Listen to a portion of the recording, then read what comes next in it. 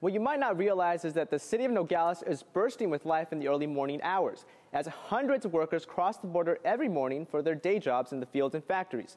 Cronkite News reporter Lisa Rule was there to witness this city come to life before the sunrise.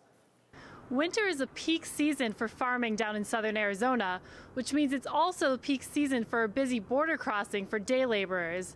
Now, what you might not realize is what these workers go through each day to cross into the U.S. legally in order to pay for a better life in Mexico.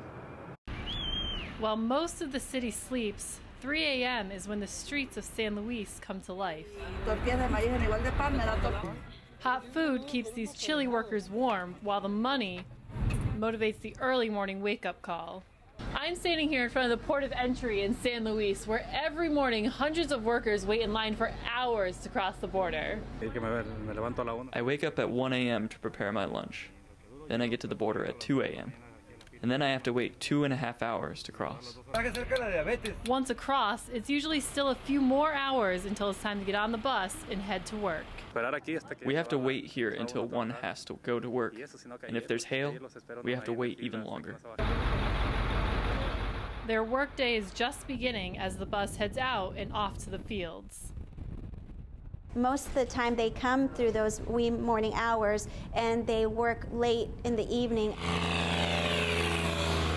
and go back to Mexico, I don't know, 7, 8 o'clock at night, and then sleep for a few hours and have to do it all over again. Their sleep could be longer if the line at the border would just go by faster. The high volume of people combined with the small number of staff in the busy early morning hours is contributing to the holdup. When we're having masses of people attempting to come through all at once, it's difficult to process them. Part of the challenge is we are in the middle of the peak farming season. Generally, it's during our winter season is when we see the majority of these people come through, because this is when the crops are actually being grown here in our local field areas. For the farmers, these workers are the difference between a successful season or a poor one.